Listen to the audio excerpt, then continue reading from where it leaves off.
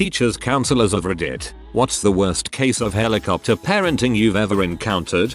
My mom has always been semi-helicopterish. I played sports all my life and there were so many times where she almost ran on the field. It all came to an end a couple years ago. I had gotten kicked out of school and was living at my dad's house. He knew I had been kicked out, but I asked him to not tell my mom. So, the semester after that, he gets a call from his work saying he has to move to Singapore for a couple months, then move for an unknown period of time. This means I have to move in with my mom. Since getting kicked out, I have kicked my own butt into gear and have been receiving straight A's. So, for the next semester I am able to keep it a secret until one day while she's yelling at my sister over the phone about some bulls and my sister says something along the lines of "You're angry at me for this." But Wu-Tang Wizard has been kicked out of school for a year. I am upstairs when this happens and have no clue until I get a text from my sister saying I accidentally told mom you got kicked out. Sorry. So I sit there for a couple minutes, crapping myself, waiting for her to come raging upstairs. When she finally came up, it was probably the most level-headed conversation I've had with her, and she basically just said, "I'm sorry that you felt so uncomfortable that you had to hide this from me." I told her that I am already on track to getting back into college next semester and have handled the situation entirely on my own. And like magic, helicopter mom vanished from my life and only cool mom remains. I'm glad it went well and she turned cool. Some parents do, some parents don't. You usually don't find out which one they'll be once you're in college. Real helicopter parents get into positions of power where they can directly influence their kids' lives. My mom got a place on the board of my sister's small, private high school and managed to put a second family member on the board as well. This gave her a lot of sway in hiring and firing teachers. One teacher was fired for, among other things, using big words like pedagogical at school board meetings. Who even knows what that means? I'm right. All the teachers would tell my mom how great her daughter was. Great kid, always improving. Fast forward to college. My sister had a failing average each semester for 3 semesters. She nearly got expelled for copy-pasting a Wikipedia entry on an exam, then denying it. She even managed to fail her phys ed class, where the mark was based on attendance. My parents elected not to send her back for a 4th semester. How could such a thing happen? How could a great high school student do so poorly in college? It turns out that, quite understandably, none of the high school teachers wanted to risk their jobs to tell my mom that her kid probably had a serious learning disability. This, despite the fact that my sister's disability was obvious to anyone who tried to help her with her homework for more than 5 minutes. After a bad semester in college, my sister was finally diagnosed with a learning disability, though the help couldn't come fast enough for her to turn her college career around. Had it not been for my mom's hovering in high school, the teachers might have been straight with my parents and, maybe, my sister would have gotten help earlier. Seriously, how the frick do you fail attendance-based class with helicopter parents? I'm a high school English teacher. One of my students had an IEP, rarely showed up to class, and when he did, he never did his work, no matter what I tried to do to keep him on track. I even hand-delivered his work to his resource teacher, by his mom's request, because as a 16-year-old he wasn't responsible enough to keep track of papers, and he refused to do it there. His mother visited my class every week to complain to me and ask why he was failing. She insisted that because he had an IEP, he wasn't allowed to fail my class. At the end of the semester, the student was suspended for 10 days for fighting. I sent home makeup work with him. He never returned in and he failed my class. Mom got pissed and went to the administration demanding he be able to do the makeup work, but that I had to give him the work again because he'd lost it. I never got the work, but the mom did confront me in the parking lot, getting in my face and yelling at me for failing her son. I told her I may have given him a failing grade, but she had failed him by babying him his entire life, and as a result he had failed himself.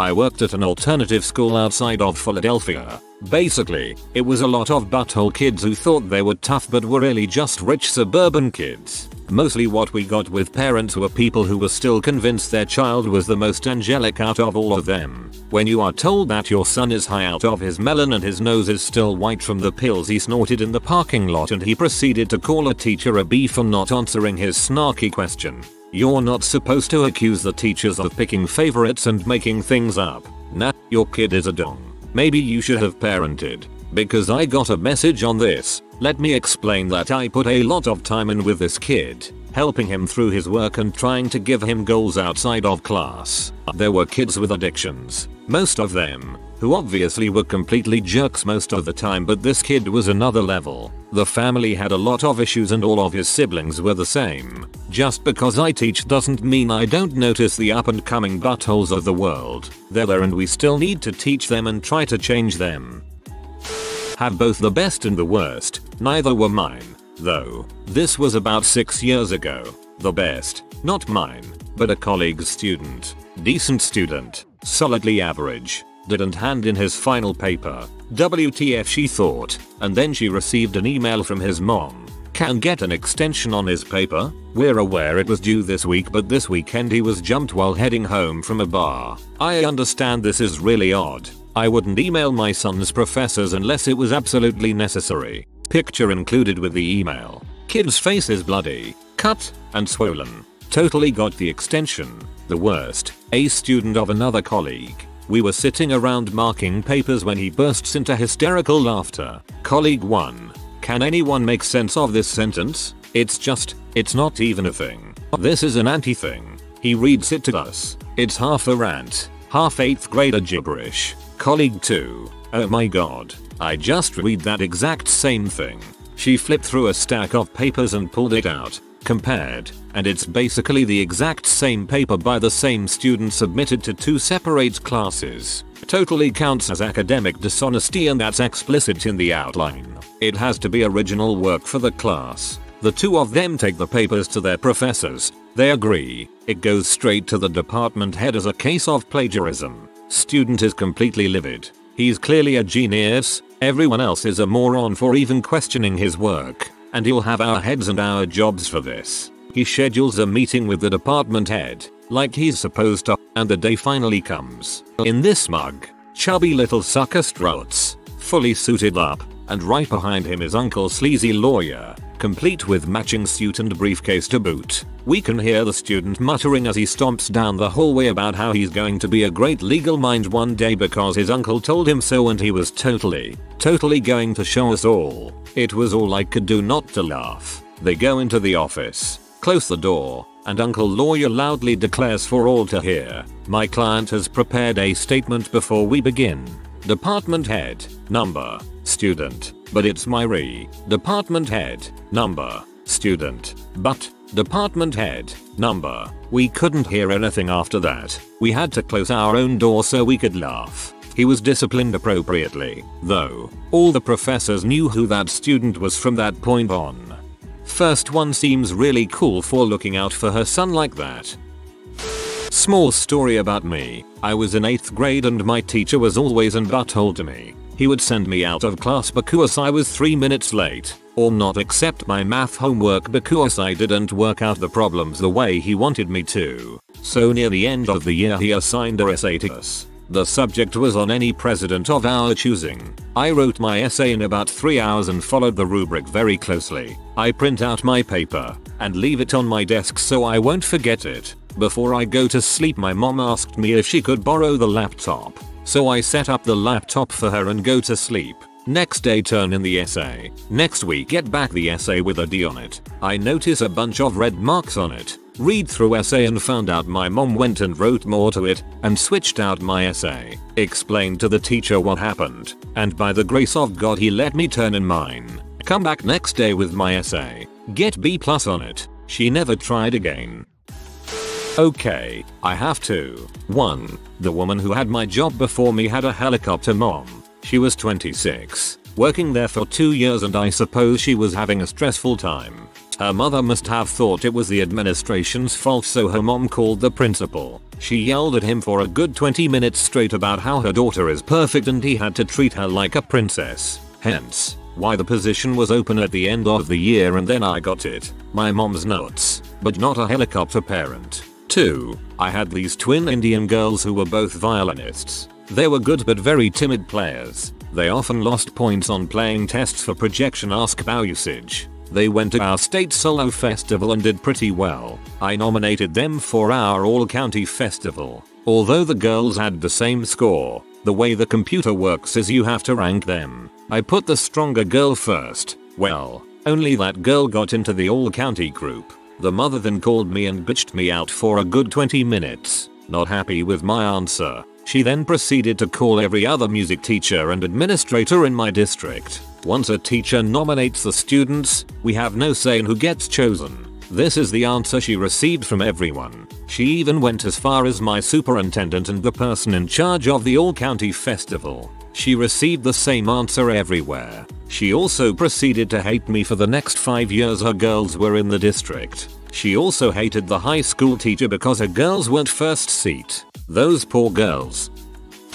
Currently her teacher. But my story comes from my days as a college student. My university offered a day-long parent orientation as an option for parents while their kids were attending their own 2-day student orientation session. The summer before my senior year, I was hired as a student employee for this parent orientation session.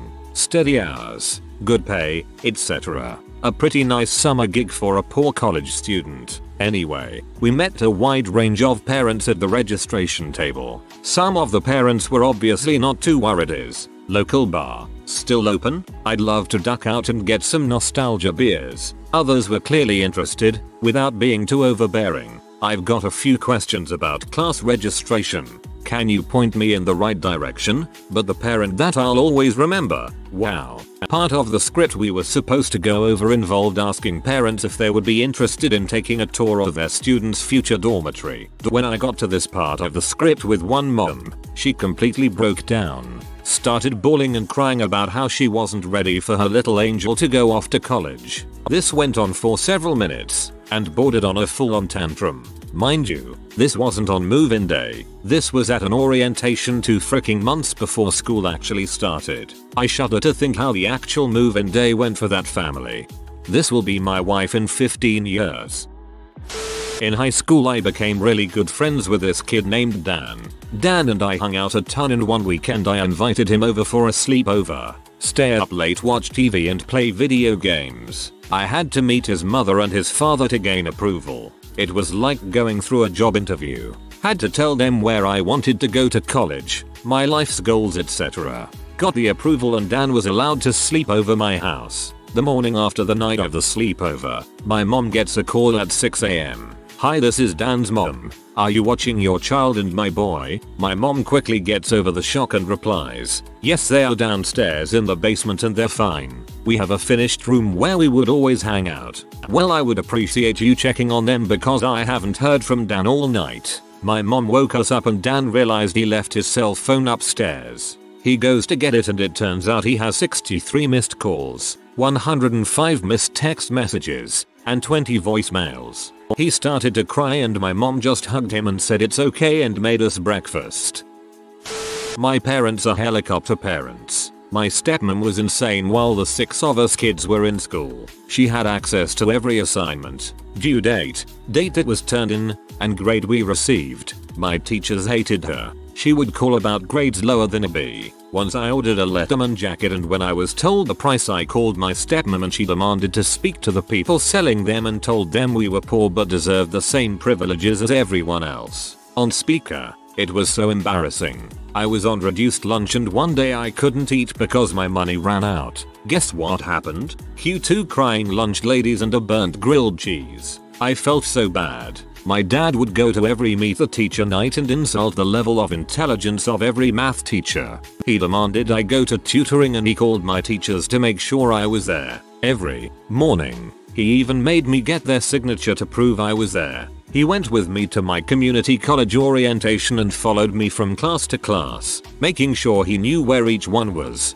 and he got the phone numbers and emails from all my professors. Growing up with them was a nightmare. He would yell and shout and throw fits like a toddler, and my teachers would always feel sorry for me because that's what I went home to. Eventually, after my dad demanded I pay rent while working 3 jobs and going to college full time, I got kicked out because I got a tattoo. I was 19, met a guy and moved in with him. That really pissed off my parents, and now we are happily married. Our 1-year wedding anniversary is tomorrow. Yay, overbearing parents. One time when I was around 13, in 8th grade, I forgot to turn in an assignment and my dad found out. My mom was locked up in 7th grade right after my older sister passed. Half sister. Whole other story. And money was tight. We ate fast food a lot because it was cheap. The night he found out about my zero, we had gone to the drive-thru at Taco Bueno. He threw a combination burrito at my face. It smashed over my glasses and everything.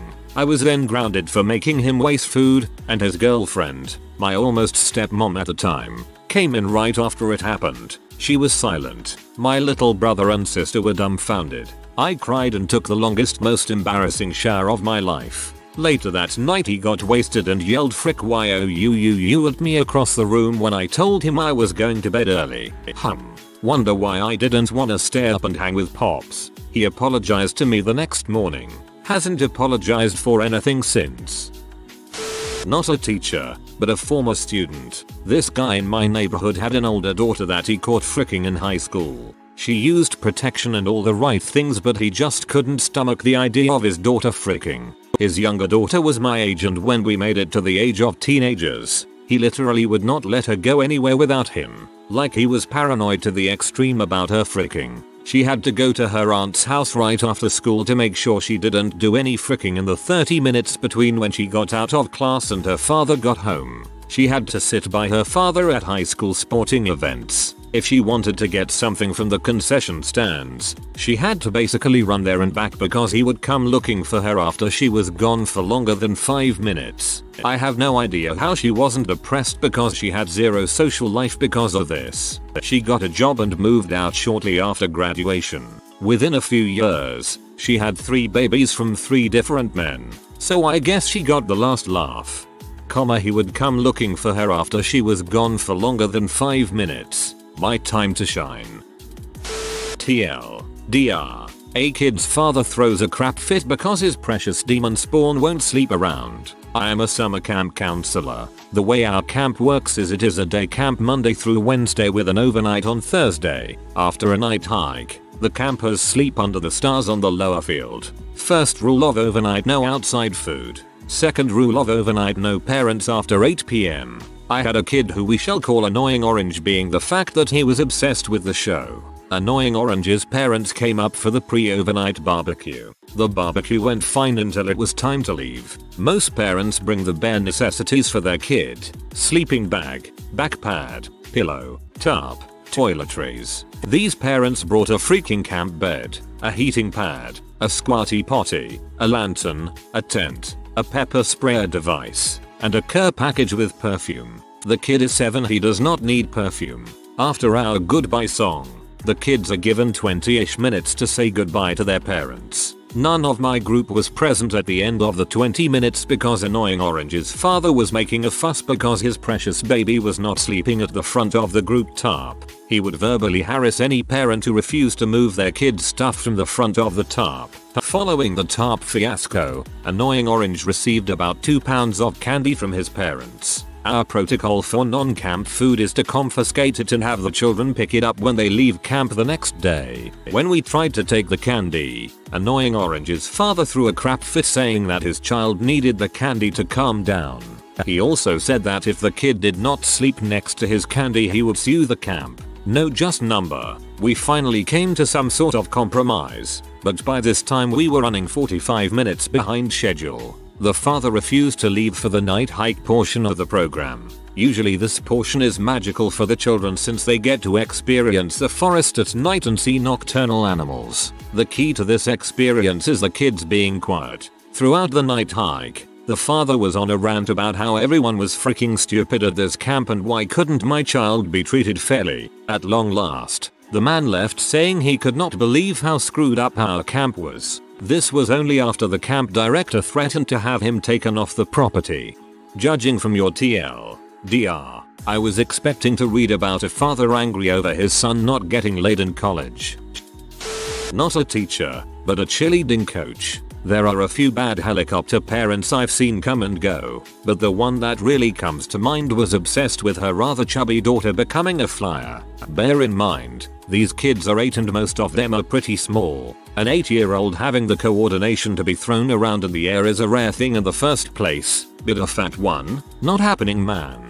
I told her the spots are set and the routine finished. Nobody was moving because it was a week until a major competition. So what did this oh so rational mother do? If she doesn't fly, she quits. Now as a coach, the one thing I will not stand for is being disrespected by parents or cheerleaders. Mum was trying to hold the looming competition over my head, so I told her to jog on, even though I doubt she's ever actually done that. Real sad part is these kids were very underprivileged, and this was the only chance this girl was likely to get of cheering, let alone competing. Most squads charge at least £40 a month just to train. Mum also fricked the whole team over doing this, because I had to move an entire stunt sequence one session before we went on. Kids are bad at routines in the first place, let alone last minute changes. Thankfully, the mum ended up eating her words, cause the little stars only went and won. Oh, and the real kicker, kid didn't even want to fly. She was scared of heights. TLDR. Fattest mom makes her Minifer child quit the team she's been devoted to for months because she wants to live vicariously through her. Kid cries. Team wins competition anyway. Uncle was a teacher for 25 years at a fairly prestigious school and told me some pretty unbelievable horror stories. I'll just talk about the one that sticks out in my mind. He had taught several grades and at this point I believe he was teaching a 6th grade class. There was a boy in the class who was very, for lack of a better word, stupid. This isn't uncommon in schools, but this kid was simply thicker than brick and couldn't seem to grasp anything that was being taught to him. Catch 22 is he had a father who was the chief of police in town and mother who worked closely with the mayor. Anyways, my uncle had been teaching a chapter in history and assigning homework for day, when the boy stood up and started yelling about how stupid history was and that my uncle was dumb for attempting to teach it to them. Needless to say, the boy was sent to the office for verbally abusing a teacher. This is where the story gets somewhat interesting. While the boy was in the office, he had begun crying and started to fabricate a story about how my uncle had called him an idiot outright in the classroom and that all he did was retort saying no I'm not jerk or something to that effect. He then began requesting to speak to his parents. Of course the headmaster obliged and let him call his parents and at the same time summoned my uncle to the office to discuss what was going on. 5 minutes later, as my uncle had just finished explaining what had happened, both the boy's parents burst into the office. Guns blazing, if you will. Not literally. The husband attempted to arrest him with his wife basically spitting in my uncle's face as she was yelling at him. All the while their boy was sitting there smiling and apparently laughing as my uncle was taken from the room by the chief of police. All pretty absurd. As you can imagine, with a full room of witnesses and the children, the actual story came to light fairly quickly, but instead of apologizing and trying to save face, the husband began telling a tale of how my uncle had resisted arrest and reacted forcefully and struck him as he was attempting to gain control over him in the office. I found out later that both the parents approached the headmistress after the fact and offered her an ultimatum to agree with what they were saying or they would make her life a living heck, all instead of simply admitting they were wrong. The husband lost his job and the wife was severely demoted to desk clerk after everyone figured she tried to use her position as leverage in the situation. And as if this whole thing wasn't humorous enough, my uncle still swears to this day nailing the headmistress saved my life. Definitely my career. What a lovely man he is. If you are new to the channel, you can subscribe. I publish new videos every day. Until then, check another video.